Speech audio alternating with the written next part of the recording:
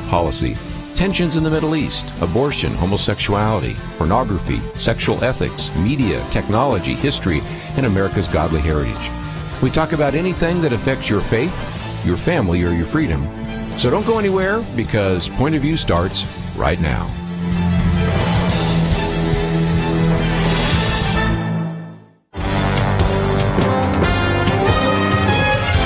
Across America, live, this is Point of View.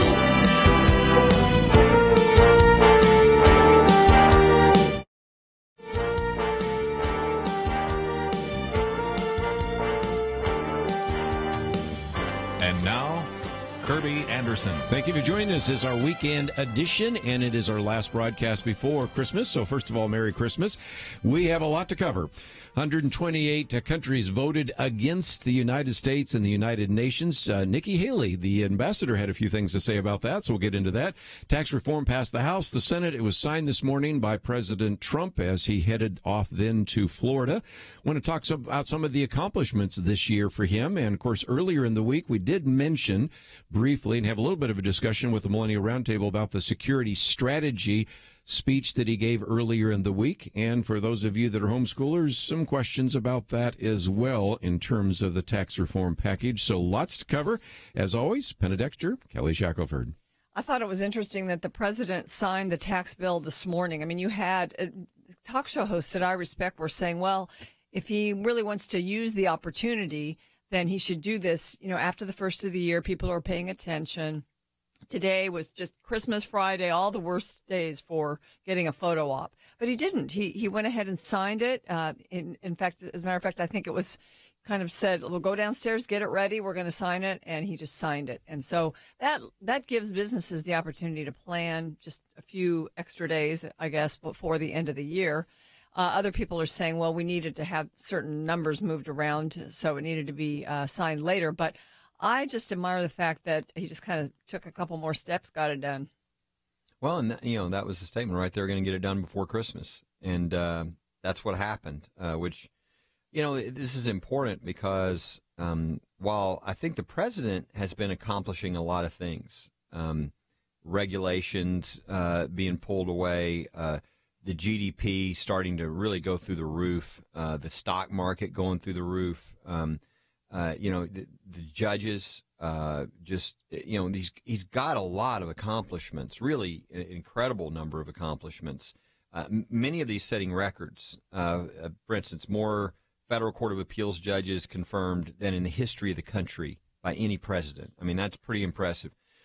But there was no legislative accomplishment. That is very true. And now this will kind of eclipse the fact that he didn't have really any legislative accomplishment, because such a large legislative accomplishment. I mean, it's been 3 decades since we've had anything. This is Ronald Reagan is the last time we had something like this with changing of the taxes. And I think this is going to have the same result that we had after Reagan did this, after John F. Kennedy did this. I mean, I think our economy it was already taking off.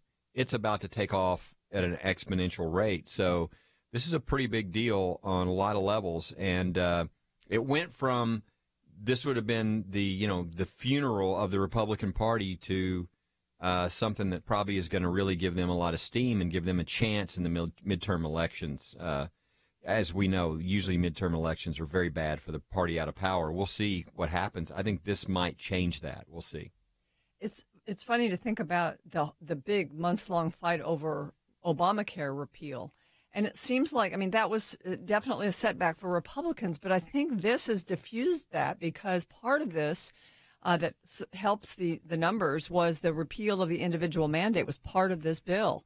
And so there's a sense in which that takes a lot of the steam out of Obamacare. It starts the ball rolling for a full repeal of Obamacare if they play their cards right. So it was a twofer in a sense, because that big disappointment, you can't grab onto that as much if you're an opponent of the president. So good way to end the year for this White House. Since you mentioned that, the individual mandate is gone. Now, it won't affect anybody that's filing their taxes this April, but from that point on, you are no longer required to buy insurance. Does that, I'd love to get your comments around the roundtable, maybe sound the beginning of the end of the Affordable Care Act? I think it might. I think it absolutely has the potential of doing that. It depends, and I think there's going to be a thought process now going into how can you retain the gains, quote unquote gains, Democrats think that they have made in these years that Obamacare has been implemented. It's interesting. We'll have to watch and see, because what repealing the individual mandate does, outside of giving people freedom. It's just, I'm still disgusted. The whole idea that the federal government would punish individuals that didn't buy what they want them to buy. I mean, it's wrong. It's unconstitutional. If it wasn't for the Chief Justice, it would have been declared unconstitutional. But that's what they did first. They just gave everybody freedom to say, you know what, you can buy whatever insurance you want to buy. We're not going to punish you because you didn't buy insurance the way we want you to buy it.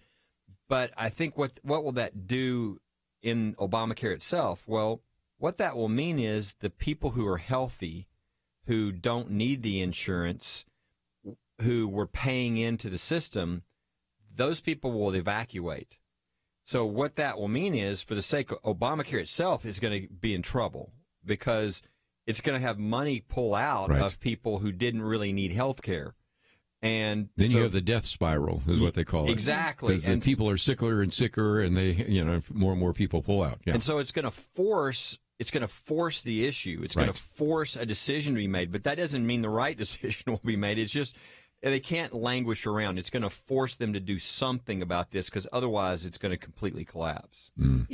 The rhetoric is sometimes what we lose on, because we buy into statements that are made by the press or by liberals. And so when they say, well, this bill is going to cause people to lose health care. Well, no, it takes away a mandate to buy health care. You can choose to buy a policy, or you can choose not to buy a policy. It's up to you. But they take that rhetoric, and even as you saw the debate for health care, and they had to raise the corporate rate a little bit by like 1% over what they thought, from 20 to 21%. And part of that was because of this child tax credit debate. The child tax credit became refundable to people that don't even pay taxes. Well, to me, that was ridiculous. And it caused the bill to save less money. In a sense, it caused, a problem in quote unquote paying for the bill. So it was, they had to add their little welfare in there. And it happens because it's just all this rhetoric about this benefiting the rich, benefiting corporations. And there's just a whole segment of the country who buy into that. And there's so many politicians that are so afraid of that kind of language. The rhetoric on the tax reform bill was ridiculous. I would say it's insulting to the intelligence, but unfortunately, people showed that they had little intelligence, and they bought some of this stuff. When you have some of the polling. A majority of Americans, a majority of voters even thought that their taxes were going to go up. Mm-hmm. Which is just foolishness to anybody. I guess not everybody understands basic, math and things. I'm not being facetious. They don't. I'm sure there are people that math isn't their thing, or, they don't understand all this numbers. But anybody who understands just even a little bit immediately knew this is a tax cut for, all lower income people.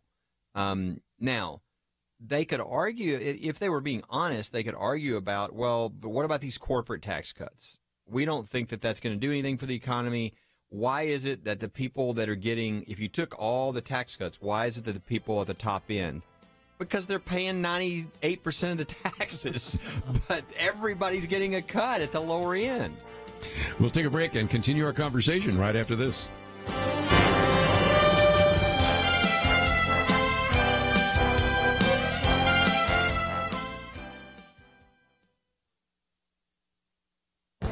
This is Viewpoints with Kerby Anderson. On this Christmas week, I thought it would be appropriate to reflect on the coming of the Messiah. The Old Testament contains hundreds of prophecies that give specific detail about the anointed one who is the Messiah. The prophets proclaimed that he would come to save the people. The Bible is unique in many ways, especially when it comes to fulfilled prophecy. At the time when it was written, 27% of the Bible was prophetic. Large portions of these prophecies have been fulfilled, and that is a powerful argument for the inspiration of the Bible. What is the probability that these messianic prophecies could be fulfilled in the life of one person by chance? Well, Peter Stoner, in his book Science Speaks, calculated the probability of just 8 messianic prophecies being fulfilled by chance. These included the prophecy in Micah 5:2 that the Messiah would be born in Bethlehem. Another was Malachi 3:1 that predicted that a messenger would prepare the way for the Messiah. 4 of the prophecies were from Zechariah. They predicted that the Messiah would be betrayed by a friend for 30 pieces of silver, and it would be used to buy a potter's field. Another prophecy said the Messiah would die by being pierced or crucified.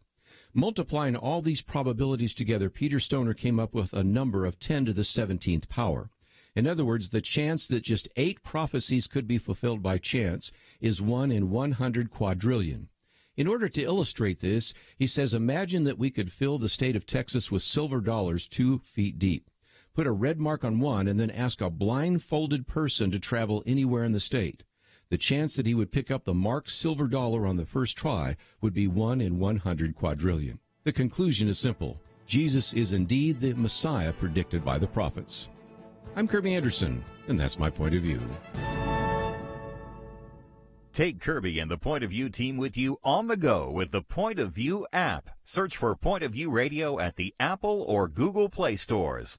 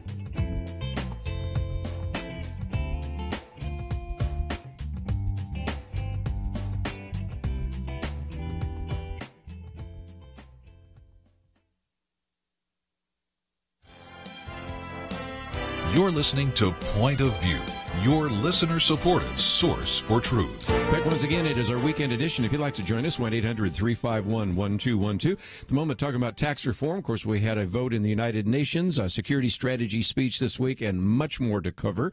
But let me talk about just the history for a second for our younger listeners. We mentioned some of these other tax cuts. So when John F. Kennedy actually changed the marginal tax rate cuts, there were all sorts of Republicans that went along with him. In 1981, when Ronald Reagan proposed a tax cut, you have William Broadhead of Michigan and other people on the Ways and Means Committee that were Democrats who also offered an amendment. In 1986, there was a tax reform piece of legislation that was also put forward by Ronald Reagan, but you had Dick Gephardt, a Democrat, and Dan Rostenkowski in the House, Bill Bradley, a Democrat in the Senate that was pushing for this.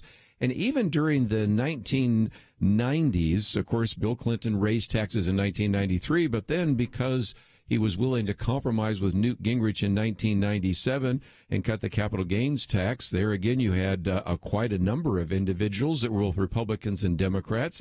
And even in 2001, when George W. Bush actually pushed through his idea of a tax cut, there were a dozen Democrats in the Senate, 28 in the House that actually compromised with George W. Bush.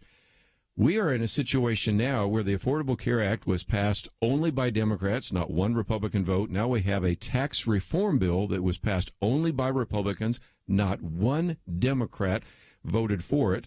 And we were actually told that it was a heist. It was looting the Treasury. There are some phrases that I don't think I've ever heard before, and these came from many of the leaders of the Democratic Party. What about this? Well, I think that just the mindset in the country on the left is, or just on the Democrat side, is much more socialist. That word does not have the connotation it used to have, especially to the younger generation. And so that idea that it's the government's money. It's the government's responsibility, really, to take care of things. And, you know, if we don't support that, then we're not patriotic and all of that. And then on the opposite side, on the right, we have succeeded. Conservatives have succeeded in making conservatism the banner of the Republican Party to a degree.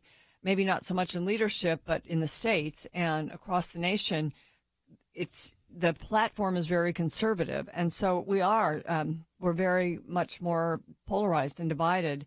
And nobody wants to compromise, and it's harder to compromise when you have so many that are more doctrinaire on both sides.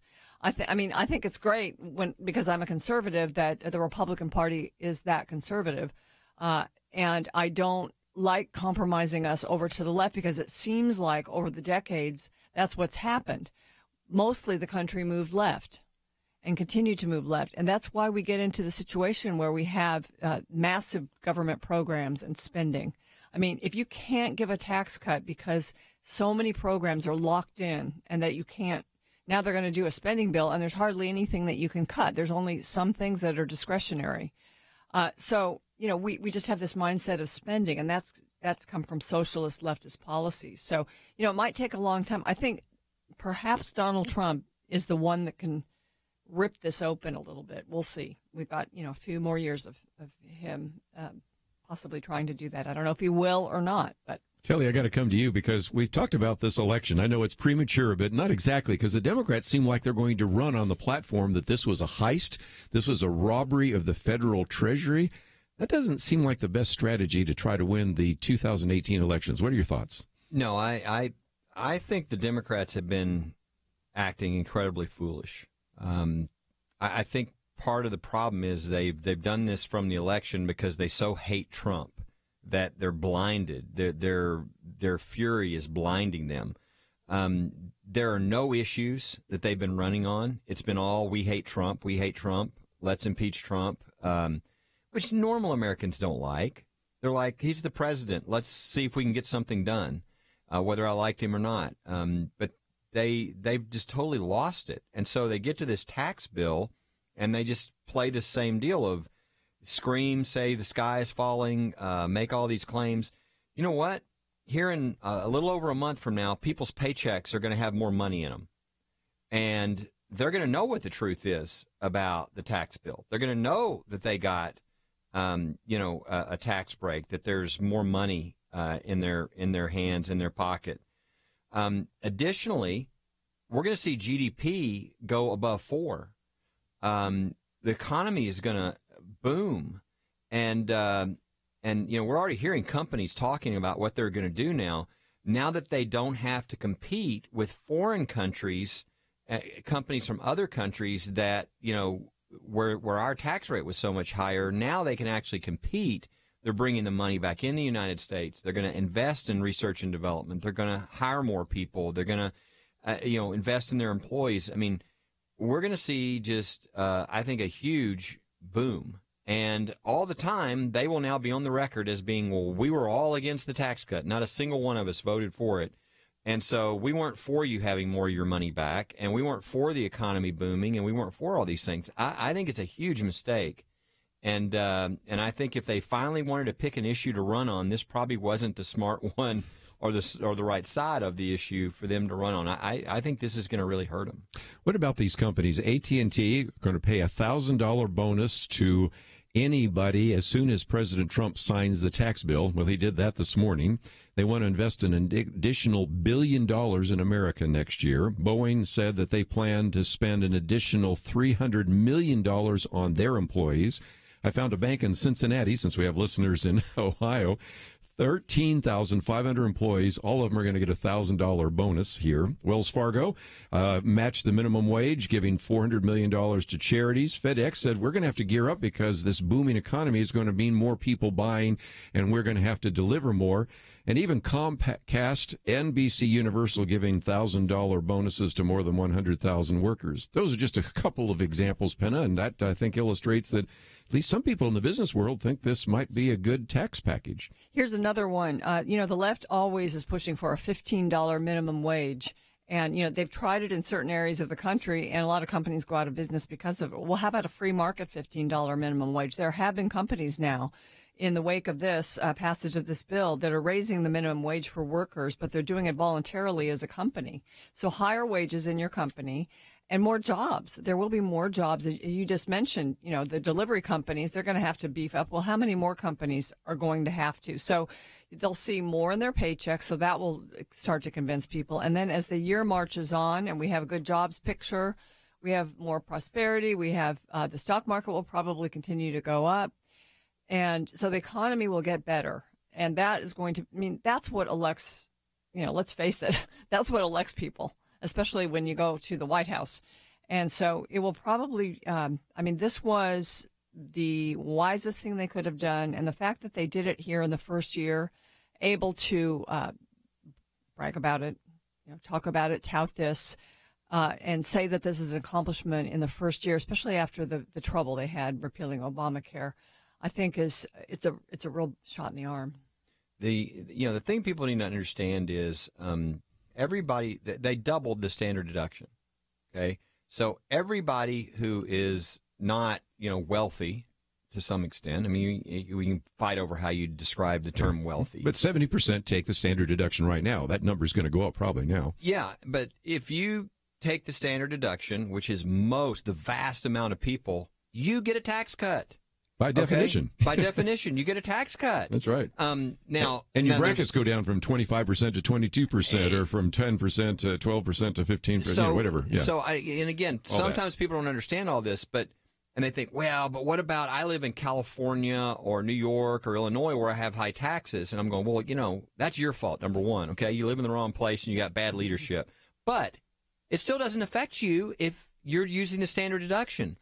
That only affects you if you're itemizing. Right. So it's only the rich California, Illinois, New York people that might have their taxes go up. So, they just have no argument here. And the lies they've been telling, everybody's going to know they're a lie because, as you said, all these people taking the standard deduction are going to look at their paycheck and they're going to go, hey, wow, I'm getting a lot.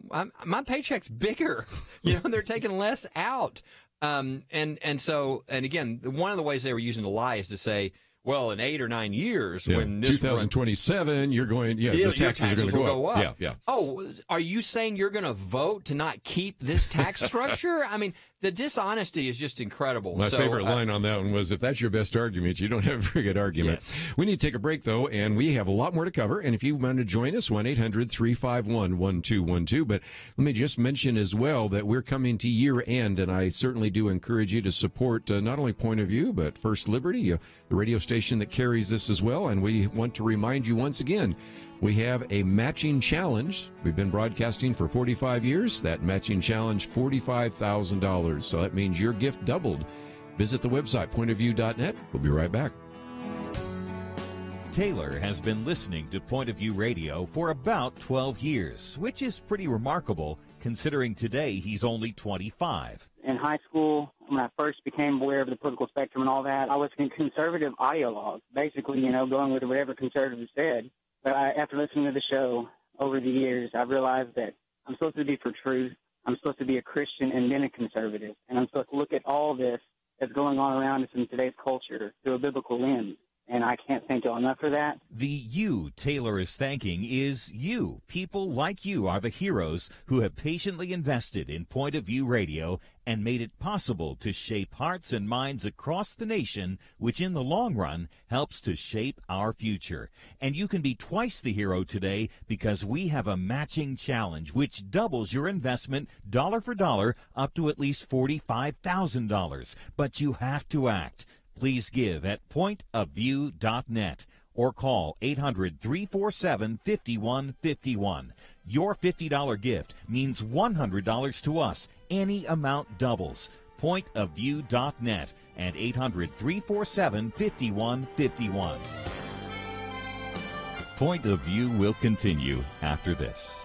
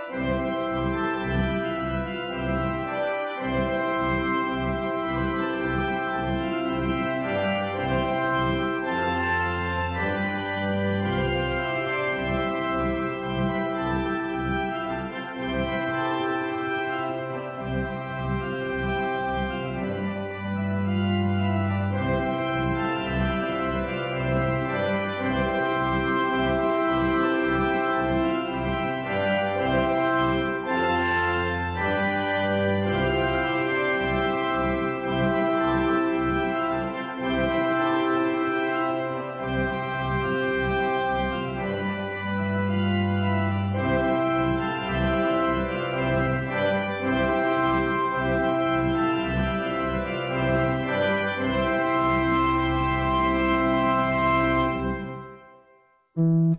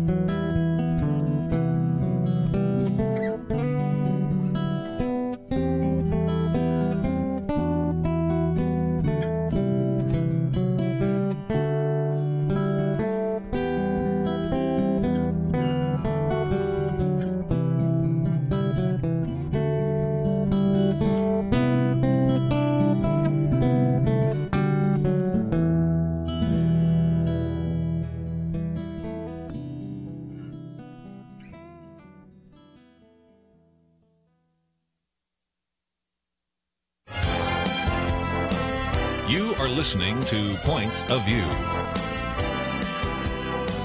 The opinions expressed on Point of View do not necessarily reflect the views of the management or staff of this station.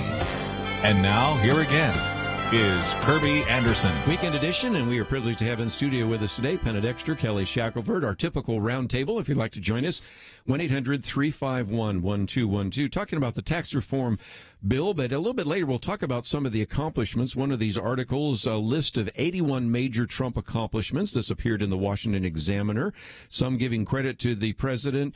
Also one about would $1,000 make a difference? Because there are a lot of people just making fun of the fact that, well, some people will only see their taxes go down $1,000 or $2,000. Only? And again, I think David French, who was in studio with us recently, has a very good article on that. And we will get to this issue of Trump's security strategy and some others. But let me take a phone call, because as we go through the program today, we will take some calls. So let's head first to the state of Tennessee. And John, thank you for joining us today here on Point of View. Yes, my concern is about the loss of the personal exemptions. Depending on your tax circumstance, say you're married with 2 children, you may actually wind up losing unless your children are young enough to qualify for the child tax credit. What we tried to do in the last couple of days was put together something that came from the Tax Foundation, and I think that does a pretty good job of helping you understand what it would mean, because it has, for example, some people that are single, some that are married, some that are single earners, some that are 2-earner families, some that have kids, some that don't have kids, some that have standard deductions, some that don't. But it's what kind of interesting when I look at the sheet, and you guys can look at it as well, whether you're looking at somebody who makes $30,000 or $2 million, most people, just about everybody, according to one study, more than 80% of the Americans will actually see their taxes go down. So I think you have to factor in all the issues, John. One is that in some cases, I don't know what tax bracket you're in, but you might have been in the 15% tax bracket. Now you'll be in the 12% tax bracket. Before, you might have been in the 25% tax bracket. Now you're in the 22% tax bracket. Standard deductions have been doubled. The child tax credit has doubled as well. So in most cases, I mean, there may be some outlier there. I think you do better off, don't you think? Yeah. The one, for instance, the little chart you're talking about that people can look at and just see numerous examples. One of them I'm looking at from John's call right now is a married couple that makes $165,000 a year and has 2 children. What happens? What is their change in tax liability? It goes down by $2,224. So, and what you find is you look at these, in every situation, it goes down all the way across. So, even all the way up to people who make more money. So it is something where whether you itemize or whether you use standard deductions, I think you're going to find that it goes down. The exception to that is if you make a lot of money and you live in New York, California, Illinois, these states that have like income taxes or high taxes, and you're gonna itemize. So you make a lot of money, so you're gonna itemize, and you can't deduct beyond a certain amount. So that's typically where you're going to find people have a problem. John, did you run the numbers? Did you try to run the numbers with what you knew? To really dig into it, but seemingly, like say somebody makes like $50,000, and you have the two children, and you get the standard deduction being doubled, but then take away that $16,000 of exemptions, and you possibly could be hurt or have not much of a gain on the tax bill. Yeah, well, the idea behind this, of course, part of it was simplifying, which didn't get there as far as we would have liked it. But trade off a lower tax rate with a lot of the tax code, it sort of pushes us toward what the country would like us to do, and so the personal exemption, for children, they want us to remain in families and raise families and all of that. But you're trading that out for, number one, the, of course, increase in standard deduction, but also lower tax rates. So that's why I asked if you ran the numbers for you to see, if that was really going to be more expensive for you. Let's look at this chart that Kerby's talking about. I guess everybody can look at this. It's on our Facebook page. It's also on the web page. But this is one of the examples they give is a married couple that makes $85,000 a year, has two kids. Their taxes go down by $2,254, which is actually a 20% tax deduction. So, that's as close, I guess, as to John's example that he gave in it. So I think you're going to find that once you look at the tax rate going down, the standard deduction going up, it dwarfs the exemption, and you actually end up with a deduction. It shouldn't be difficult if you don't itemize, for you to kind of figure that out. If you have if you know here at the end of the year what you've made this year, and then for you to run the numbers like I just said. I mean, it used to be kind of hard if you're going to have itemized, Schedule A, whatever. But a lot of people aren't going to need to do that anymore because of this doubled standard deduction. So run the numbers, John. Just try to do that and see. Maybe you'll feel better about this. One of the things that you brought just in passing, I've gotten 2 calls over the last week or so saying I'm concerned about how this is going to affect charitable deductions. And I said, well, there's no change in charitable deductions. So after I got the call yesterday and then we had kind of an on-air discussion, I went to the website and found that at least the Washington Post and a few others have said this. Now, follow this. This is really convoluted. But given the fact that now more people might not itemize because the standard deduction is doubled, some of the people that might have given to a nonprofit organization now are not going to get any kind of tax advantage and might not give. My answer is that's probably not going to affect the Christian world. Am I going to stop giving to my church because I don't get a tax benefit? No, I'm going to keep giving to my church. Am I going to stop giving to Point of View, First Liberty, Focus on the Family? Probably not. The people that might get hurt are the ACLU, Planned Parenthood, maybe the American Cancer Society, people like that in the past gave because they sort of believed in it but also wanted a tax advantage. But again, this is the most convoluted argument, and yet that's just another one of those out there, Kelly, that you get saying this is going to hurt charitable giving. I don't really think so. What's your thoughts? It's been the argument for years about this. What if you took away the charitable deduction? Yeah. Now, they're not doing that here. They're not doing it at all. But it does have the impact on people who are not higher income of them saying, well, gosh, now that they've got the standard deduction, I don't itemize. And if you don't itemize, then you don't get to deduct your charitable deduction. So, I mean, again, I think you look at who you're looking at here as far as giving to the charities. Will some of that giving go down because people don't get a deduction? I would think to some extent, if people don't get a deduction, that might reduce. And it might not be that maybe somebody gives, but they don't give as much, or something along those lines. So it could impact giving to charity at a small level, but it definitely could at some percentage.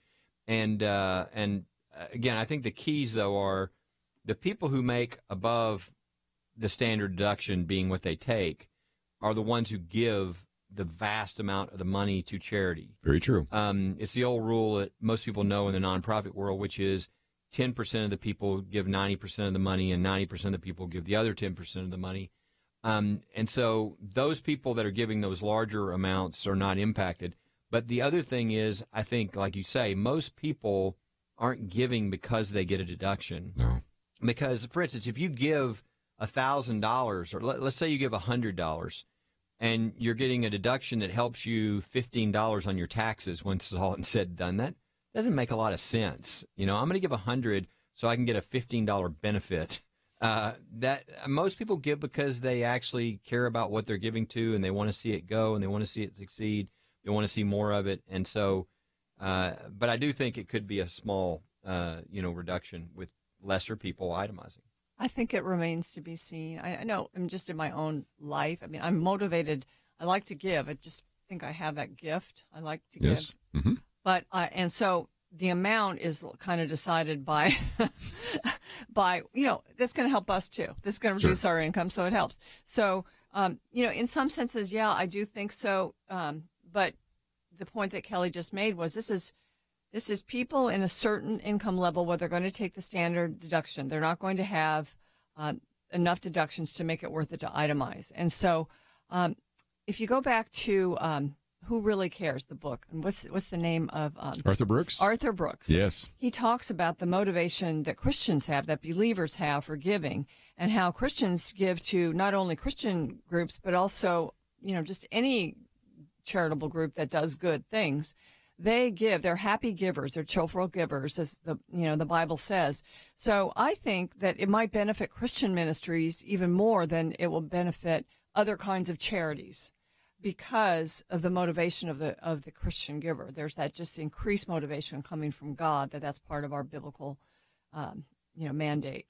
So, I mean, I think that's one of those that's kind of up in the air for us to see what the effect of it is, but I'm pretty hopeful, especially as far as Christian ministries go. We'll take a break. We have a lot more to cover. We will do that right after this.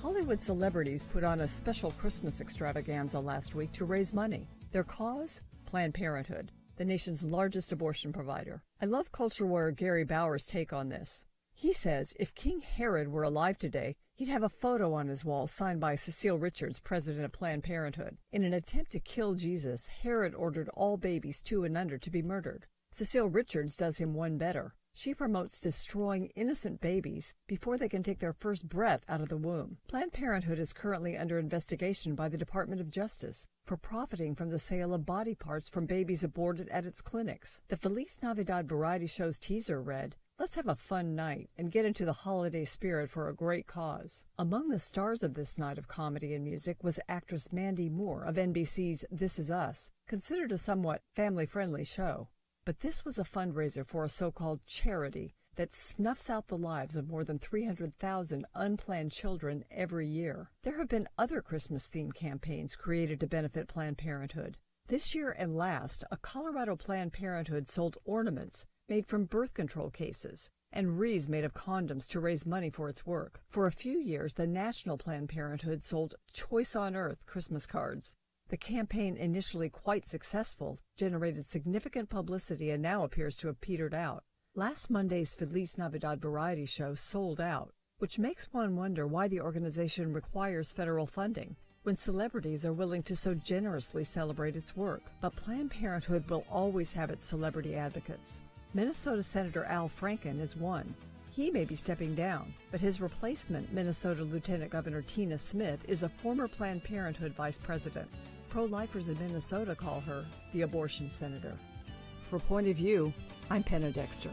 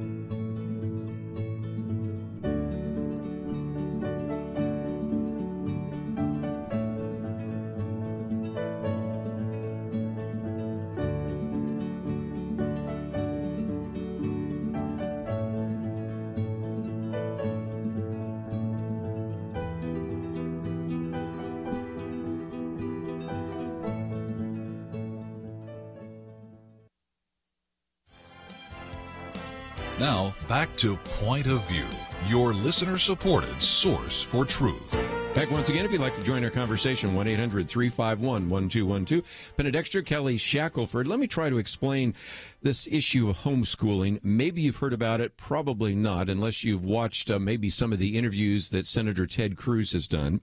What you first need to understand is that we have had for a while what are called tax-exempt 521 savings accounts, and those are usually applied only to college funds. Well, Ted Cruz, to his credit, was able to get an amendment in there which would allow parents now to actually apply this to any kind of education. So that could be Christian education, parochial education, it could be the public schools, or it could be homeschools. And so this was just a tremendous benefit of the tax reform package until the parliamentarian in the Senate decided that homeschooling was exempt. It was a different category, and so ruled against this. Now, then, of course, Ted Cruz said, well, then we need to get an up or down vote on the ruling of the parliamentarian. And that's where, and I think I'm using his words, all the kind of mean-spirited Democrats decided to jump in.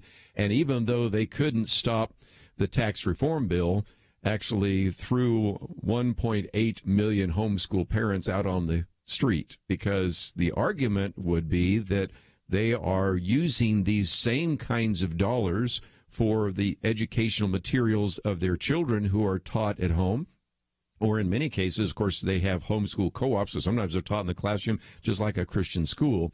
But nevertheless, this is one of the reasons why homeschoolers aren't as happy about this tax reform bill as many of the other parents are right now. So in the 525 account, you can contribute to that account with after-tax money, but it grows tax-free. And it was been used for college, and people have loved it. But now it's going to be able to be used for private schools, Christian schools, whatever, but not homeschooling. Yeah, K through 12. And again, let's give credit where credit is due. Senator Ted Cruz. Yeah, I mean, he did a lot in this bill. Pretty amazing. But again, the homeschoolers got it in the neck, I'm afraid, on this one. Yeah, and again, I think Senator Cruz made some great points about, really the cruelty of some of the Democrats and what they're doing, because some of these people are disabled. The reason they're homeschooled is disability and different things, and just to sort of make their point and stick a knife in, they hurt a lot of people that there was no reason to hurt. There's a hybrid kind of homeschooling, which people, they go to a school maybe 3 days a week, and then they homeschool the other couple days, and I wonder how it affects that. Well, again, those are a couple of issues. Let's take some more phone calls. We'll head to North Carolina since we're talking about those that are poor, disabled, and others. I think, Andrea, you want to get into that issue, so go ahead. Hey, thanks, Kerby. Penna, yeah. Well, on my right, I have an Hispanic family. They have separated. They've never married. There's 2 kids, 2.5, 3.5. Shelters involved. Protective Services is involved. It's not a serious issue as far as schooling at this point, but hey, what happens? He does construction work, makes good money. She doesn't have a job. The court is pushing her to either get a job or go to jail. Now, she's 23 from the Dominican Republic. But what we're looking at here is entitlement issues with they're poor, so the child credit is a good thing. They're not married, but they were together 4 years and they have a daughter together. And then there's another family down the road. They've split them up, and that's broken my heart, Penna, because that's an 8-year-old and a 6-year-old, and they have a different daddy. And now the grandmother's got them. But again, what with these broken families, where they're his brother and sister, different daddies. And as far as I want to hear from Kelly, what is the deal with like that, with kids like that, with what happens to them? What happens to, what is the tax credit, the child credit? What happens when it's all messed up like that? Yeah, and again, first of all, I oftentimes say it's kind of hard to unscramble an egg. So, obviously you've got some difficult situations. And let me just say before I go around the round table, one of the other things they're talking about next year is welfare reform. We haven't talked about that since Newt Gingrich was Speaker of the House and Bill Clinton was president. So that may be another way to start addressing some of this. But this gets complicated because some people are living in the same household, but they're not married, and all sorts of issues legally. Yeah, obviously, not everybody can claim, hey, yeah, I claim that kid over there, too. I mean, the way the tax laws work, it's kind of like if you file as a married, household with, children, that's different than if you file, as a single with, without any children. So somebody has to, if it's a minor, somebody that's not 18, has to claim a dependent. Somebody has to claim that person. Not everybody can claim the person. If you're the mom and the dad and you live there, yes. But if not, then you can't have. So that's how it's resolved. Is somebody has the parents, the legal parents, have the ability to claim, but you can't have both of them claiming and living different places and not, because the whole idea is you're incurring additional expenses because you have a child at home or whatever. So you can't have somebody who's not living with a child at home take credit while the person who's filing with the child in their home is getting that. And they're pretty easy about, oh, well, this person said this is a dependent living with me. Once they know that, somebody else can't be trying to claim that they want to access to that child credit or whatever. It can get to be a mess. And the tough part of it is she mentioned some of these families are in financial straits. So, you need the best advice, but sometimes you can't afford the best advice. So, it's always best to be married and raising the kids together. That works out the best. But again, we are dealing with a lot more broken families. So I think in some respects, this if they do get involved in this discussion about welfare reform, first of all, what's going to happen, pushing mama off the cliff and all the other kinds of things during an election season. But we do need that because we have all of our systems in government were based on the assumption that the father and mother were biologically related to the kids in the family. That, unfortunately, is not the case anymore. And so there are all sorts of what-ifs and questions and CDC and CPC and all sorts of things that have to get involved in all of that. So, I think that's one area where the pro-family movement, the conservative Christians, can have a voice and start to speak about the benefits of what you just mentioned, biological parents being with their own children. It isn't always the case, but we shouldn't, in our government policies, be encouraging it not to be the case. We shouldn't be encouraging single parenthood or even cohabitation with children. The best thing is marriage. So, I mean, this may sound so old-fashioned and antiquated, but some of these principles work better. Yes. So in welfare reform, I think it should be a big part of the discussion. Again, some of the acronyms I used, Child Protective Services, CPS, and CDC, the Centers for Disease Control. We looked at some of those facts and figures on Wednesday in our Millennial Roundtable. But we need to take a break. When we come back, I would love to maybe talk a few accomplishments that we might be able to put on the table that have taken place this year. And certainly we'll talk a little bit about that next Friday, since that'll be our last broadcast before the end of this new year. But just as we go to a break here, let me just mention that 2 weeks ago, we had an opportunity to hear from Foster Freeze, and just out of nowhere, he said, 45 years, $45,000. So that matching challenge is still on the table. And let me just mention that even though we are really just less than 2 weeks away, about 10 days away, if you really want to get down to it, before we run out of time, I don't even think we're halfway, so we certainly do need to hear from you. So if you can help us out, we would greatly appreciate it. Click on that button there, and there's an opportunity for your gift of $100 becomes $200. A gift of $250 becomes $500. And if you'd like to talk to someone off air, we sometimes have people that would like to get some more information. That order line number, which is different than the caller line, is 800-347-5151, 800-347-5151. Hope you'll support us. I hope you support a lot of other valuable ministries, including the radio stations that carry this program as well. We'll be back with more right after this. Today, you can make a difference, but you have to act. Recently, Kerby sat down with a couple in California, Stan and Jennifer. Jennifer said, like many Christians, they were concerned about the direction of the culture, but simply hoped something would change. On one of her regular walks through the neighborhood, listening to the radio, she happened across Point of View, and before long, she was convinced wishing things would change was not enough. She began taking what she was learning and applying it and sharing it. She even went to the state capitol in Sacramento to stand up for what she believes. You would be surprised how much difference one Jennifer can make, and how many Jennifers you can inspire by giving to Point of View. Your gift today will shape hearts and minds across the nation, helping to shape our future. And thanks to a surprise donor challenge, your gift will be doubled up to at least $45,000. Give today at pointofview.net or call 800-347-5151. Answer the challenge. Pointofview.net and 800-347-5151. Point of View will continue after this.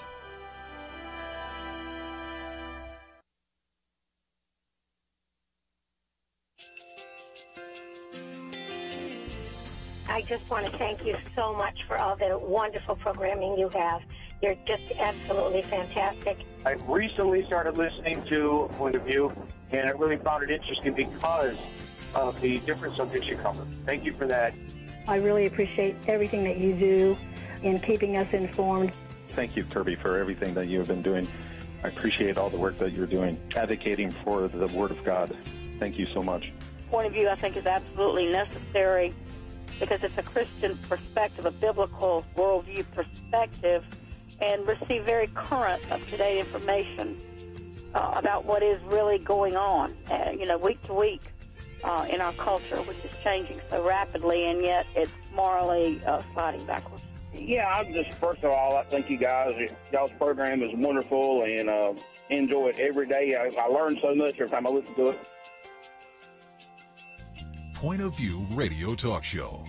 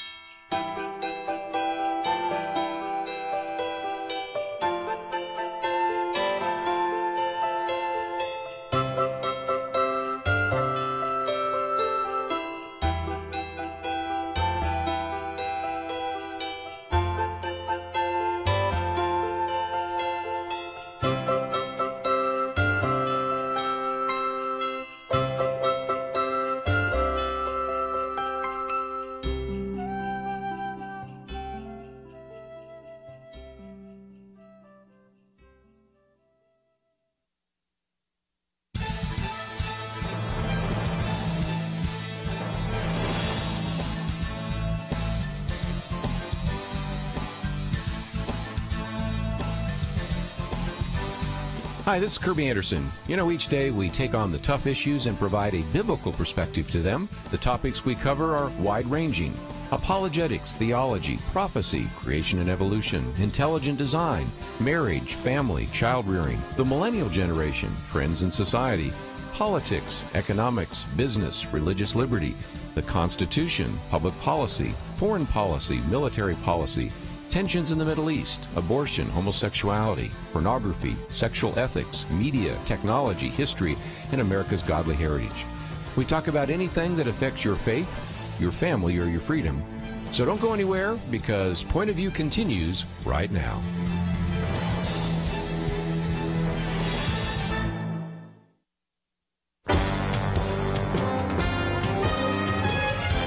Across America, live. This is Point of View.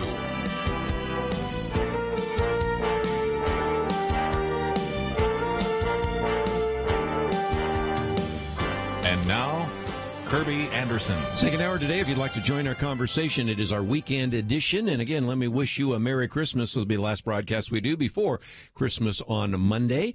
And we have our typical round table, and that is Penna, Dexter, and Kelly Shackelford. First hour, if you weren't with us, we spent a little bit of time talking about tax reform. And we will get back and also talked about this issue of homeschooling. If you didn't have a chance to hear that, certainly is available on our website. But I did want to, as we come to year end and even to kind of the end of the legislative session, talk about some of these accomplishments. A week ago, of course, we had a piece that we posted by Cal Thomas, Trump's accomplishments obscured by distractions. We've posted a couple of others throughout the week. One, a solid accomplishment on taxes by the editors of National Review. We posted one by Rich Lowry, give Trump credit where it's due. But I thought many of you don't maybe like to read as many articles as those of us around the table. So if you had to do kind of one-stop shopping, Penna, we posted this piece from the Washington Examiner. It's called Year One List, 81 Major Trump Accomplishments or Achievements, and 11 Obama legacy items repealed. And I think if you wanted to just read one place to remind you of what has taken place this year, that's a very good source. And we've posted it as our first article here on the website. Well, I recommend that people go there because you just read the first couple words of each accomplishment and get the idea if you want to skim that way, or just read it. It's encouraging when you look at this. And I mean, to me, you look at what's reported about Donald Trump every day in the news, and it's mostly about Russian collusion and what they're trying to find out, and they haven't been able to prove about him. And then you look at this. He's been busy. The guy's been very busy. And I think I just want to go first to foreign policy because this was a week for that. There was sort of a Trump doctrine announced, which is going to be sort of our direction on national security. We're not going to be an isolationist country like people have said. But we are going to be a strong country, and we're going to be a country that says, we look at our best interests first, but often when we do that, it actually increases and advances the best interests of our allies, too. And so some of the things that he's done in foreign policy, well, number one, he has pulled us out of the Paris Climate Agreement. Thank you, Donald Trump. That was a good thing to do, and that also helps us here domestically and helps our businesses. So that was good. And then he also tried to make a refugee policy that would enhance the national security of our citizens. He's had to go to court 3 times with regard to that and has had, is having to fight for that. But it's a common sense piece of foreign policy. He has he's stated that Israel's best interests are our best interests. We're going to be an ally of Israel. We're not going to always be hamstringing them, and we're going to recognize the capital, Jerusalem, as the capital of Israel. And so those are big ones in foreign policy. So I'll just start there. Well, those are certainly some. Kelly, some of the others, let's remind people, even though you said it more than once, this is a record that this president has set in terms of the number of judges, in particular in the circuit court, that have been confirmed, a record that stood in the past, which was set first by John F. Kennedy and Richard Nixon, but he's exceeded both of those individuals. He has. And not only that, because it'd be one thing if you were just throwing a bunch of judges in there, but like the last guy confirmed, Jim Ho. Jim Ho. Okay, yeah. Jim Ho was what probably a brilliant man. One of our most active volunteer attorneys in the country at First Liberty, clerk for Justice Thomas on the Supreme Court, a brilliant, brilliant lawyer, former Solicitor General of the state of Texas, worked at one of the most powerful law firms in the world. This is a brilliant guy who is undoubtedly staunchly conservative, will never turn away from the Constitution. And he just got put on the court for life at the Federal Court of Appeals, right underneath the Supreme Court. So not only has the president been putting people in at a record pace at these high levels like the Federal Court of Appeals, but these are really, really good judges who are going to be there.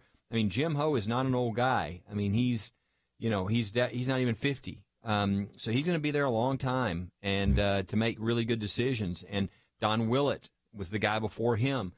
Excellent, very similar to what I just described. So that's an incredible accomplishment. There are 160 seats, I think, being filled, and President Trump is moving. And let me say this: he's done all this while having leg weights attached to him in a sprint. So he's setting these records when we've never seen the level of really uncooperativeness, of really childishness by the Democrats. What they're doing is they are insisting upon the 30-hour rule for every single nominee to every position in the government, even if Obama appointed somebody. Even Obama nominees were subjected to that. Yeah. Which is amazing to me. It's just completely unprincipled.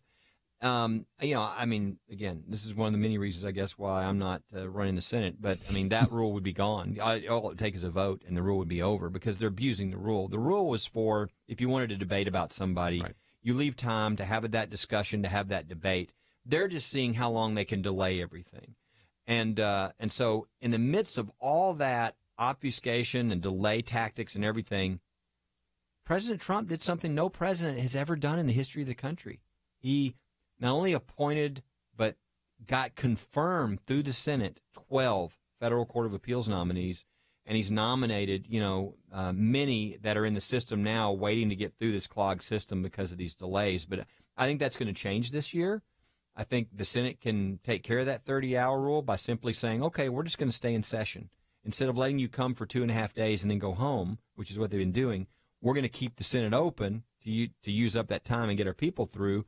And this next year, of all the races that are up, 2/3 of the seats are Democrat. And so if they want to sit in the Senate instead of campaign, then I'm sure the Republicans would be happy to do that for them, but I don't think they want to do that. So I think that we're going to break this logjam next year, and the president's probably going to get even more judicial nominees onto these bench seats. One of the things that we talked about, Penna, a couple of weeks ago with the Cal Thomas one is the accomplishments obscured by the distractions, and you alluded to that. And let's be honest, this president creates some of those distractions with all his Twitter tweets and things like that. But I think, some of the people that are against Donald Trump are going to wake up someday and go, we have focused so much time and attention on impeachment, on collusion, on reacting to the latest Twitter tweets. And look what happened. We have all these federal judges in here, and we have all these rules that have been changed. And when I come back, I want to talk about the regulatory reform. We've been talking about tax reform, but we want to talk about that in just a minute because that's something, again, that's almost behind the scenes. You wouldn't know it if you watched the mainstream press. If there's no better argument for why you need to listen to Point of View, we talk about some of the things that you want to know about, that you need to know about, that you're just never going to hear about in terms of the mainstream press. Really, I mean, the press isn't doing its job, obviously, because how can you vote if you don't really know the facts about people in office? And I don't know if it's ever been worse than it is right now. Well, we'll see to what's reported. What's going on. But we'll take a break and we'll come back. And by the way, we'll take some of your phone calls, too, because we'll talk about some of the regulatory reform and Keystone XL pipeline. We talked about, of course, Paris. How about the Mexico City policy? We got a lot more to cover. We will do that right after this.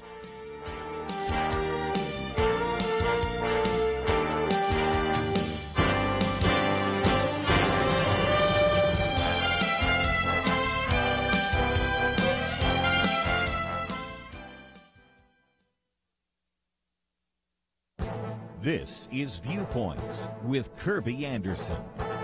On this Christmas week, I thought it would be appropriate to reflect on the coming of the Messiah.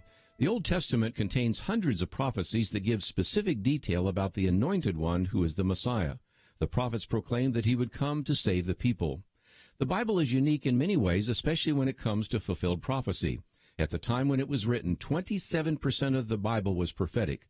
Large portions of these prophecies have been fulfilled, and that is a powerful argument for the inspiration of the Bible. What is the probability that these messianic prophecies could be fulfilled in the life of one person by chance? Well, Peter Stoner, in his book Science Speaks, calculated the probability of just 8 messianic prophecies being fulfilled by chance. These included the prophecy in Micah 5:2 that the Messiah would be born in Bethlehem.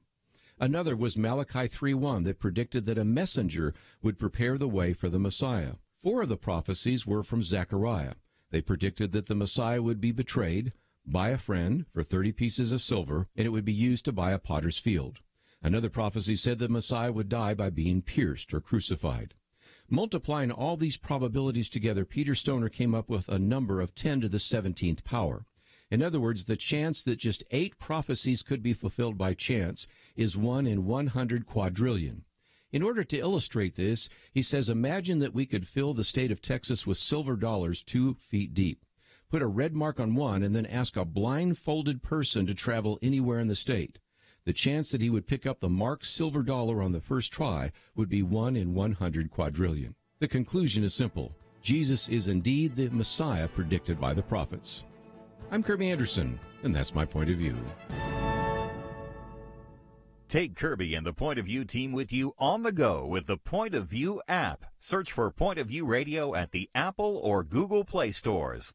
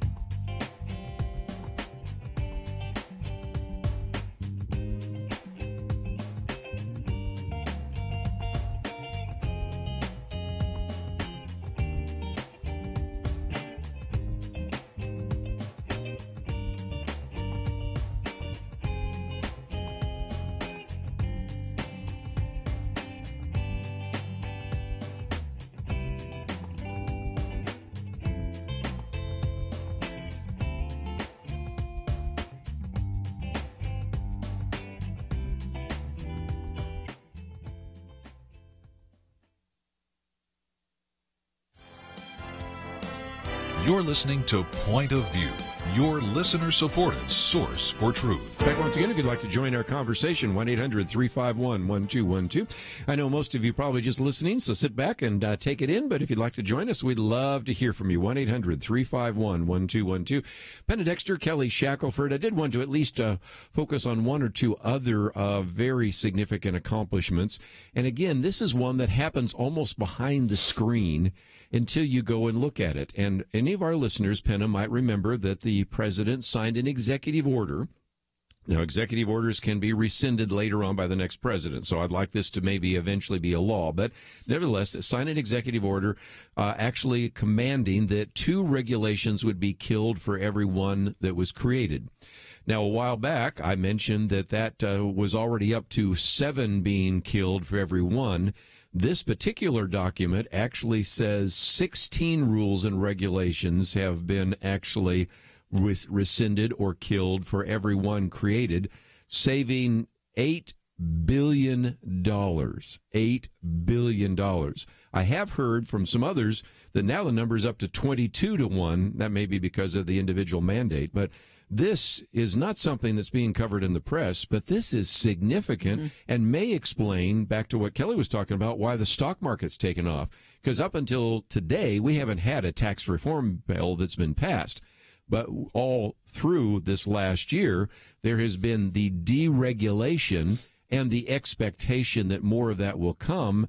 So investors are putting their money where they have their expectations, don't you think? Well, you know, he's kind of there's a saying about how you should underpromise and overperform, and he definitely underpromised on the regulations, and he's overperforming. $8 billion saved, but also, I mean, the savings for every company that's benefited from this. So many businesses have benefited. They've been able to expand. They've been able to hire more people. We've seen unemployment dropping. We've seen the stock market improving. We've seen now growth in gross, the economy. The size of the economy has gone over 3% growth, which was something he promised. It'll probably go to 4% now with the tax cut. So it's just got an exponential effect in a sense, this regulation. Our country was not meant to be over-regulated from the top down. And we've had so many presidents, and I even think that, President Bush talked about doing that, and he got rid of some, but he also added a lot. Yes, and so, very true. This is a real accomplishment. It's a mindset that's this permeates the White House. It permeates all the departments.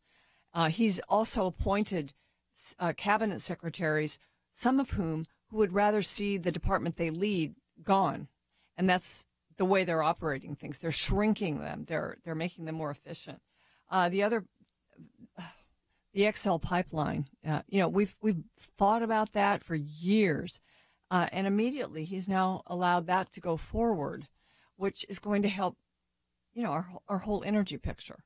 So, there's just so many things that have happened, and it's just funny that we haven't been able to really celebrate those. I mean, we could talk about them here on Point of View, but when you watch other media, the main media outlets out there, the main news organizations, they don't talk about those things at all. That's never their headline. In fact, it's not even a story for most of them. Yeah, it's, I think everybody's seen the reports. 90% of the news stories this year on Trump were negative by the major news networks. And it's really sad to watch, what a poor job they're doing and how biased they are. And, some of them are like, well, they make mistakes and blah, why are their mistakes always in one direction? I mean, why aren't there any mistakes that are actually supportive of the president? Because they're massively biased and they don't seem to care. So that's really sad to watch. But you know what? What I love is we have enough media where people see the truth. They're going to get the information. Again, they can lie and lie as they just did about the tax bill, and the media can go along with them as they did. But when people start getting their paychecks in February, they're going to realize, hey, I got a tax cut, and they're going to realize they were lied to by the media. So the truth is getting out, and I think what I look at when I look at accomplishments of the first year under President Trump is that a lot of the stuff we're seeing we haven't seen since Ronald Reagan. And wow, what a different. I mean, Ronald Reagan was a master at making people like him, unlike Trump. But it's amazing how what they're getting accomplished. I would say even in a number of ways, Trump is outperforming Reagan, which is so odd because he doesn't have the political. Wouldn't have predicted that. Yeah, but I mean, for instance, judges. I think he's appointing better judges. Regulations. We have to go back and look, but I'm guessing he's repealing more regulations. The foreign policy reminds me a lot of the same because we came from Jimmy Carter, where we had no respect in the world, which is very similar to Barack Obama at the end. I mean, nobody respected us, nobody feared us, and they don't know what Trump's going to do. I mean, they're scared to death of the guy, and so all of a sudden, people are acting very differently. And Ronald Reagan, of course, as soon as he came in, we got the hostages back from Iran. I mean, it's amazing how quickly things changed, but in both of those scenarios. But even look at Israel, where our relationship with Israel was good under Reagan, but it was horrible under Obama. In fact, what he did at the end is just disgraceful with the UN and that vote against Israel. Basically stabbing our ally in the back intentionally. But not only did Trump turn around that relationship with Israel, he did something nobody has had the guts to do, with to say Jerusalem is the capital of Israel. And then he went further, as we saw in the last few days when they had the vote in the UN on that very issue, and all those people voted in the UN who we're propping up with our money, voted against it. Trump said, we're going to be watching who's voting. we're the biggest giver to the UN, and our money will follow, the people who engage in, he didn't say this, but who are anti-Semites. That's what these people are. They're religious. I mean, they're not just religious. They're racial bigots against Jews. And they continually vote that way. And the idea that American money goes to support them in any way, I'm with Trump. I love that we've got somebody that's actually going to do something instead of sit back and go, well, you spit in our face and you're calling our friends names and you want to do everything you can to show your bigotry against them. But we're just going to sit here and do nothing. No, we're not going to give you any more money. And we'll just let you do it on your own. And so I think he's taken another level even beyond Reagan in a number of these different circumstances. Well, let me just quote from Nikki Haley, who said, when a nation is singled out for attack in this organization, that nation is disrespected. What's more, that nation is asked to pay for the privilege of being disrespected. In the case of the United States, we are asked to pay more than anyone else for that dubious privilege. The United States is by far the single largest contributor to the UN. And she said, we'll be honest with you. When we make generous contributions to the UN, we also have a legitimate expectation that our goodwill is recognized and respected. And poised on to say that we're going to pay attention to this in the future. And so both when you come to us and ask us to pay more to be disrespected, we're going to reconsider that. And as Kelly points out, the president said, maybe we should stop sending foreign aid to some of these countries that do nothing but spit in our face. She said, Nikki Haley said she's taking names, which is, I mean, I'm sure she is. When have you heard a UN ambassador since maybe, I don't know, Gene Kirkpatrick or something like Bolton and Gene Kirkpatrick? John Bolton and Gene Kirkpatrick are the only two I can think of in the last 30 years that have talked like that. Well, I mean, they can make they can make those strong statements, and either one of two things I think will happen at the end of the Trump administration or by the end.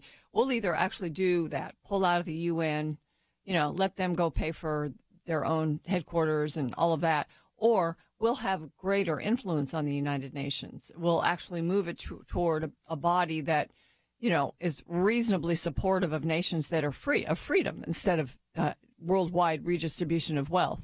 So, we'll either have that type of influence, which would be hard because the UN is a socialist organization, I think. But he appointed somebody like a Nikki Haley who just doesn't care. And she can just come in very diplomatically, but really not diplomatically. More as there's like a stick there, and she's carrying it. She's carrying it. Let's take a break. When we come back, let me just read a little bit from the speech that was given by Donald Trump earlier in the week, and go around the round table and see if you agree or disagree with some of the things you've heard him say. And, of course, we've talked a little bit about the United Nations, tax reform, some of the accomplishments. We'll get into that issue of security strategy. And if you have some other questions or comments, 1-800-351-1212. Don't forget, we still have a matching challenge. And again, as we get close to the end of the year, this is an opportunity really just in a little over a week for you to consider how you would support all sorts of ministries. We also, of course, have information about First Liberty. I support them. I encourage you to do as well and support these radio stations that carry the program. But I hope you'll also consider supporting Point of View. We have a matching fund. We'll be back with some more calls and questions right after this. Taylor has been listening to Point of View Radio for about 12 years, which is pretty remarkable considering today he's only 25. In high school, when I first became aware of the political spectrum and all that, I was a conservative ideologue, basically, going with whatever conservatives said. But after listening to the show over the years, I realized that I'm supposed to be for truth. I'm supposed to be a Christian and then a conservative. And I'm supposed to look at all this that's going on around us in today's culture through a biblical lens. And I can't thank you enough for that. The you Taylor is thanking is you. People like you are the heroes who have patiently invested in Point of View Radio and made it possible to shape hearts and minds across the nation, which in the long run helps to shape our future. And you can be twice the hero today because we have a matching challenge which doubles your investment dollar for dollar up to at least $45,000. But you have to act. Please give at pointofview.net or call 800-347-5151. Your $50 gift means $100 to us. Any amount doubles. Pointofview.net and 800-347-5151. Point of View will continue after this.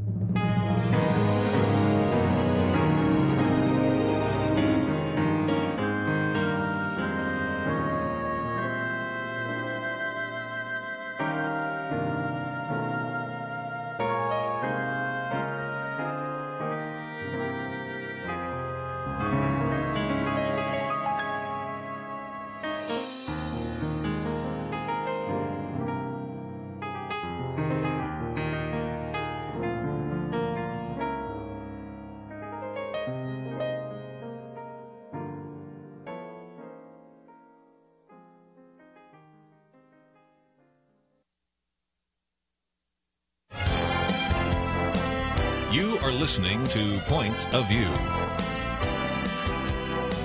The opinions expressed on Point of View do not necessarily reflect the views of the management or staff of this station. And now, here again is Kerby Anderson. Weekend edition, if you'd like to join us, 1-800-351-1212. Penna, Dexter, Kelly, Shackelford. Let's head out to Sacramento, California. Cindy, thank you for joining us today here on Point of View. Merry Christmas. Nice to be here. Yes, we'd love to hear from you. Yeah, so I had explained that I was actually listening to a different station, and I'm not exaggerating at all. I looked down, my radio station had changed to 90.1. I did not know that that any of these programs were on here. It was completely mind-blowing. They were playing really awesome Christmas music, so I kept it on here. And then I heard this program, which it was so refreshing to hear people being able to, you know, expand on the things that President Trump has done. Well, I think you're probably listening to KYCC, but whatever you're listening to, I'm glad and hope you'll join us on the future programs, because we are broadcasting every single day. But what would you like to add to our conversation? Anything? Yeah, I had been thinking about this pretty much daily, how I believe that President Trump, the reason that all these things are coming about is because so many people say that they will do things, but he is actually putting God first and honoring God, and nobody would expect that from him because they're thinking he's this other character. But just in almost everything he do, you can see that he is honoring God, and I do believe that because of that and the decisions that he's making and the people that he's being able to put into those positions of the Supreme Court and the appeals, that our country is going to be strengthened, and we just need to remember to just continually pray for him, his family, and for, you know, his whole cabinet and everybody. And I believe that we have an opportunity to see change. I think you're absolutely right in encouraging us to pray for him, because he faces slings and arrows every day. And, you know, Cindy, what you said about nobody would have expected that from him, it's because when he talks about God or religion, he actually exhibits, he doesn't speak evangelicalese. He doesn't know that language really, but he was smart enough, because he knows where his support came from and comes from, to bring those types of people around him who are also really smart people. He has so many that are in the White House, in his cabinet even. And so he had the ability to do that. He allows that to flourish. And so God is blessing that. Well, take the example this week, right? You know, where the reporters were with him and he was about to start a cabinet meeting. and he was That's a great illustration. And Ben Carson was going to open with prayer. And now, you know, of course, the media made it like a negative thing. But, shocking. Yeah. But ask yourself this question: even if you're listening to this and you were like an Obama fan, do you think that Obama ever opened up a single cabinet meeting with prayer? I mean, the answer is no. I mean, that did not happen. I mean, if you remember Obama's first Christmas, they wanted to remove the manger scene with, you know, baby Jesus from the White House. The social, director had to oppose and stop that. So there's a very different, you know, just on this approach of whether you're open about we're going to honor God with what we do here. And I'm not saying that President Trump's language or anything always honors God. But as far as being public about the fact that I am not going to be ashamed of God, and we're going to open our meetings with prayer. We're going to say Merry Christmas in the White House. We're going to have baby Jesus in the White House. We go down a long list of things. He is doing those things, which I think sometimes is more important. You know, if you as a country say, with a symbolic thing, say, God, we are going to open in prayer. We are going to honor you first. We are going to, you know, I think that makes a difference for the whole country. I do think that I think that's why we have things like In God We Trust. I think that's why, you know, all these things are embedded in us as a country, because our founders believe that, you know, if we don't honor God, he's not going to honor us. And so we better honor God, and we better do things like be friends to our friends in Israel and things like that, which, again, are dramatically changing under this president. Well, that cabinet prayer was happening right when the tax cut was getting its final vote. And there was the prayer was very cool. Yeah. That Ben Carson prayed, and it acknowledged God in getting this to happen, and the courage of leaders and all of that, you know, depending on God to get something done, and thanking him for the fact that, you know, we've been successful in this. I mean, it was like there was a humility there, and that is the way a leader, you know, in the Bible, those are the leaders that God blesses and elevates. And so, I'm thrilled with that. It's not like he has to be the theologian in chief for the country. He certainly is not. But even with his bluster, there's a little bit of humility in there. And he also taunted the press with it. He said, you need prayers more than anyone. Well, that was amazing. I can believe that. Let me recommend a book. We, a couple of weeks ago, interviewed Stephen Mansfield. And, of course, he's done a lot about the faith of George W. Bush and everything. His latest book is called Choosing Donald Trump. And he tells you some behind the scenes about how he sort of had to learn the evangelical world because, he comes into a place like Liberty University and he says 2 Corinthians, and he's asked during the campaign, what's your favorite Bible verse? And he can't even come up with one. And, do you like the Old Testament, New Testament? Well, I just like the Bible, because, he grew up a Presbyterian and it wasn't the big thing in his life. He doesn't live in that world. And so it began to, it goes in there and talks about how some of the people that came alongside him, many of the people that we around the table knew, and, it maybe gave him some understanding. If you were going to really start being the president of the United States, is it important to have a national day of prayer? And what would you do? And who would be the right kind of people to put into office and those kinds of things? And that, Kelly, I think is one of the differences because with the Bushes especially, they're just going to put their buddies in there. And in this particular case, Donald Trump doesn't really have some of those connections. So he comes to the Federalist Society.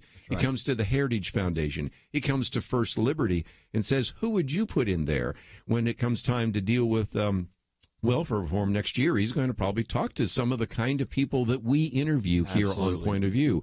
When it came to tax reform, it's amazing how many times when he mentions people, they're the people we've interviewed for 45 years here on Point of View. No, you're exactly right, and most people are missing this. If George Bush were president right now and he was getting judges on the court, there would be friends of George Bush pushing for their friends to be the judgeship. Trump is not doing that. He realizes that the judicial and the courts are very important and one of the reasons why he got elected.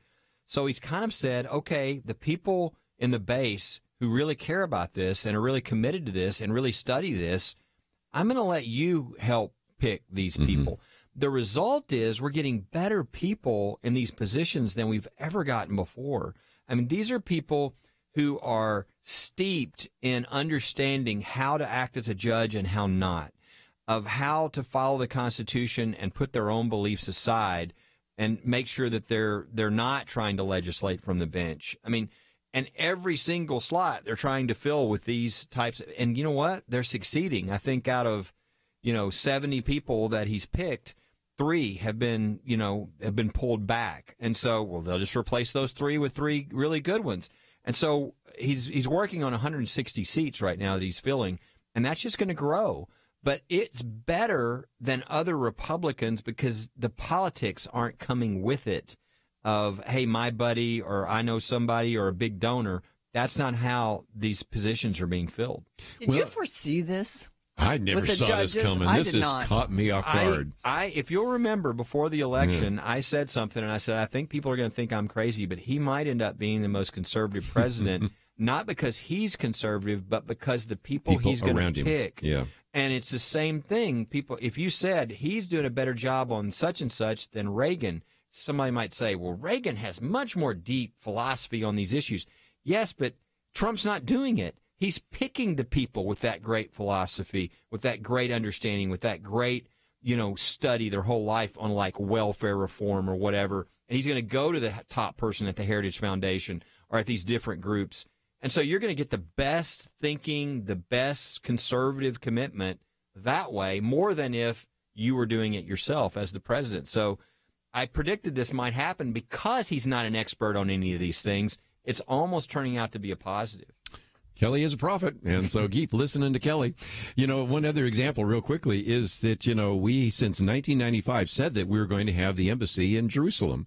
But Bill Clinton didn't do it. George W. Bush didn't do it. Barack Obama didn't do it. But Donald Trump, surrounded by all sorts of evangelicals and some charismatics, who gathered together, said, Mr. President, this is really something you need to do. So he goes, okay, we'll do that. All these other presidents have early on. Yeah, all these other presidents could have done that, and none of them dared. And the question is, will God bless him because of that? Do you think that that'll redound to his benefit? I mean, I do. Yeah. That's Genesis 12, isn't it? Well, yes. We're going to take a break, and we have some other callers who want to jump in on this as well, so we'll give them that opportunity. So we'll take some of those phone calls right after these important messages.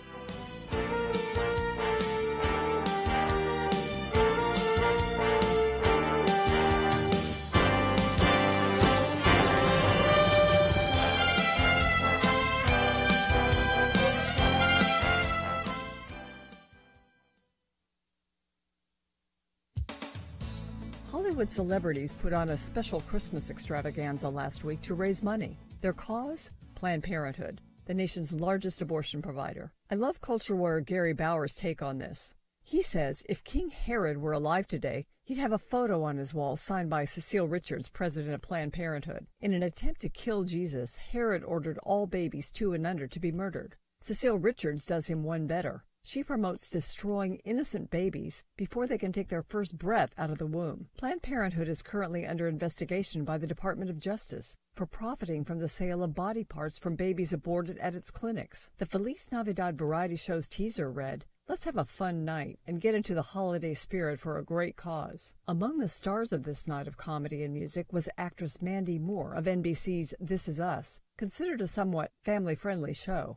But this was a fundraiser for a so-called charity that snuffs out the lives of more than 300,000 unplanned children every year. There have been other Christmas-themed campaigns created to benefit Planned Parenthood. This year and last, a Colorado Planned Parenthood sold ornaments made from birth control cases and wreaths made of condoms to raise money for its work. For a few years, the National Planned Parenthood sold Choice on Earth Christmas cards.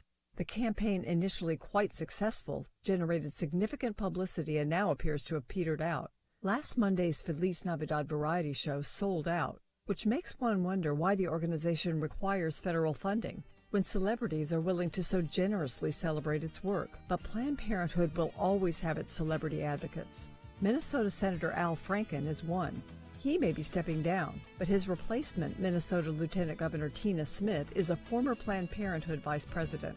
Pro-lifers in Minnesota call her the abortion senator. For Point of View, I'm Penna Dexter.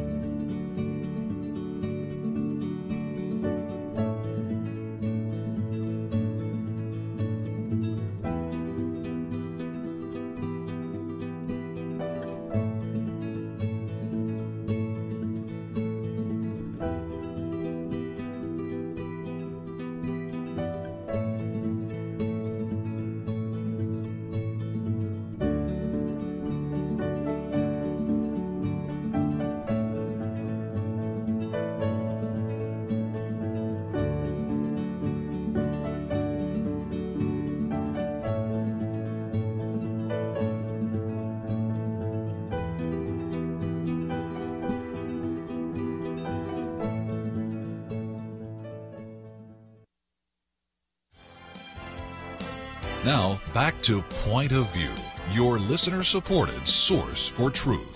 Back for a few more minutes before we finish off our last program before Christmas. Kelly Shackelford, Penna Dexter, and let's go to Virginia. I think it's Ina. Thank you for joining us today here on Point of View.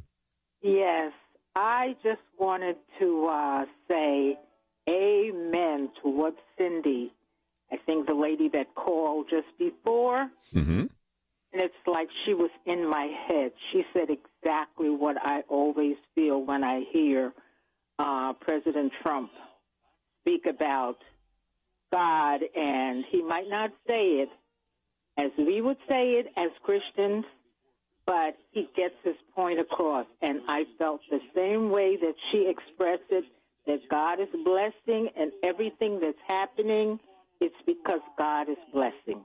I think we're hearing the radio. Maybe you would turn that down. But when he lit the Christmas tree, he told the story of the birth of Jesus Christ, and beautifully. I mean, maybe somebody wrote it for him, but it was beautiful. It was right on. Well, the speech he gave this week was, I think, an incredible speech. We don't hear anything about it, but I think most Americans, if they'd have read that speech and you'd said, what great president gave this speech, they would have all Abraham Lincoln or, it was an excellent speech, and we don't hear about these things. Let me read just a bit of it because, again, we don't have as much time. But, he said at one point, our leaders engaged in nation building abroad while they failed to build up and replenish our nation at home. They undercut and shortchanged our men and women in uniform with inadequate resources, unstable funding, and unclear missions. They failed to insist that our often very wealthy allies pay their fair share for defense, putting a massive and unfair burden on the U.S. taxpayer and our great U.S. military. They neglected a nuclear menace in North Korea, made a disastrous, weak, and incomprehensibly bad deal with Iran, and allowed terrorists such as ISIS, the Islamic State, to gain control of vast parts of territory all across the Middle East. They put American energy under lock and key. They imposed punishing regulations and crippling taxes. They surrendered our sovereignty to foreign bureaucrats in faraway and distant capitals. That's just 3 paragraphs out of that speech. Anything around the table you disagree with?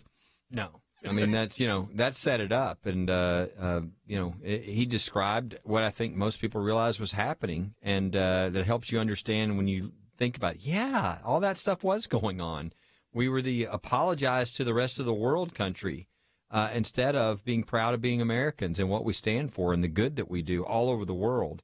And that this is a country that God created. And I like the positive part of what he said, too. I just thought it was very inspiring and pretty powerful. Well, and he went on to talk about some of those as well. But, I thought it was interesting because at one point he said our leaders drifted away from American principles. But, Penna, I think the previous president didn't so much drift away from American principles. He disagreed with what we consider to be American principles. And that's why the fourth article we've posted here talks about the dramatic difference between President Obama's security strategy and President Donald Trump's security strategy. You sent out a cartoon, too, I can never remember what cartoons say this, but it was, one is I'm sorry, Obama saying I'm sorry, and then Trump was saying something. You'll be sorry. Yeah, you'll be sorry. Okay. I think that pretty much sums it up. And, you have to look at peace through strength, in a sense. That was a Reagan concept. I think one other thing that hasn't been accomplished yet, but he has signaled this, and, in the other administration, we had we were hamstrung on funding the military because you had to have it balanced with domestic spending. And I think that Trump is going to elevate the strength of our military in various ways. That's part of what he would like to see done. You have to have that behind you if you're going to be a strong nation, and if you're going to implement your foreign policy, you've got to have a strong military. So that is something to, I think, look forward to and pray about. Kelly is kind of the prophet, and I wanted to ask him, next year we have an election. And what we've heard up until now from a lot of people is there's going to be this blue wave. This is going to be a time in which, normally in off-year elections, the party in power loses an average 25 seats in the House or the Senate. That is certainly possible, and there is a little bit of a risk. Some people have said this is kind of like a gambling parlay, if you will. Is this tax reform package going to kick in early enough so that people go, oh, this is really good, I think we want to keep the Republicans in power?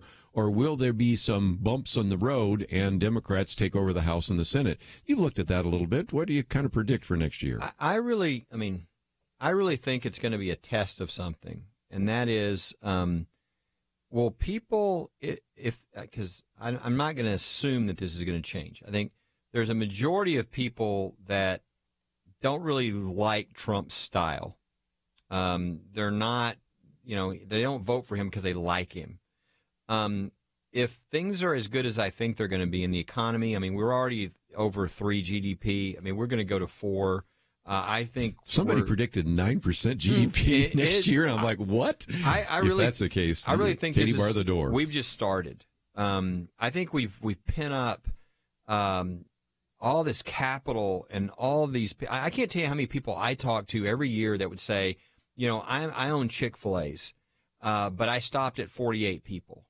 In other words, they could have opened more stores, but they didn't want to go past 50 and have the regulations kick in on whether it's Obamacare or whatever. All these business people that I talk to that were restraining business and hiring people because of what the government was doing, that all is being unleashed now, and capital is coming in, and the burdens are being lifted off of people who are doing their businesses. I think it's going to be booming. Okay, so that's why I think we're going to get to the election in November, and people are going to be looking at their senators and their representatives, and it's going to be a lot about Trump. That's what it's going to be made about. And it's like people are going to say, well, I don't really like him, but gosh, things are pretty good around here. And I think that's going to be the test. And if I had to guess, I would say the normal bump that normally would be huge, because the bump in favor of the Democrats would be because there's so much energy on that side. And there's even more energy because they hate Trump. Mm-hmm. So I do think there's going to be a lot of energy on the Democrat side, but I think that is going to be offset. Maybe not completely. I think they might, they're probably going to lose some seats in the House. But the Senate, I don't know. They might not lose any seats in the Senate. And, of course, the numbers are the Republican way. I think there's 32 or 33 seats, and maybe 20 of them are Democratic seats. So there's not a lot they can pick up there anyway. So if I had to predict, I would say, yes, there's a bump, but I'd say it's a lot less than it normally would be, even though there's all this energy of hate Trump on the Democratic side, because I think of the things he's doing that are creating positive conditions in our country, especially in the economy. I think the Republicans have to be smart, though, because they're taking a lot of the Democrats and the left are taking a lot of sort of their optimism from the election in Virginia, the election in Georgia, and the election in Alabama. So we have to pick really good candidates. I think we have to be careful when we look at them to make sure they don't have, bad things in their background that can be used against them. We just have to be savvy and wise in that, not scared in a sense, but wise. These elections, I don't think, are bellwethers necessarily, like the Democrats think they are. I agree with Kelly. But, we have to be wise. We have to be smart. And we have to surround Trump with support, but also knowing his weaknesses and, in a sense, compensating for them by being very capable. All the other people that are in various elected offices in Congress and in the cabinets, do your capable job that he hired you to do, and try not to, act stupid. Sounds good to me. Merry Christmas to you both, and thank you for being here. Again, want to thank Andrew and Steve, and on Monday we are going to be playing a program that I taped on the Christmas quiz and the theology of Christmas hymns, so I hope you'll listen on Christmas Day. We'll be back live on Tuesday. Have a great weekend. Merry Christmas. We'll see you back here next week.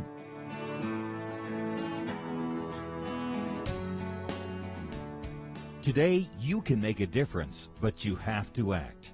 Recently, Kerby sat down with a couple in California, Stan and Jennifer. Jennifer said, like many Christians, they were concerned about the direction of the culture, but simply hoped something would change.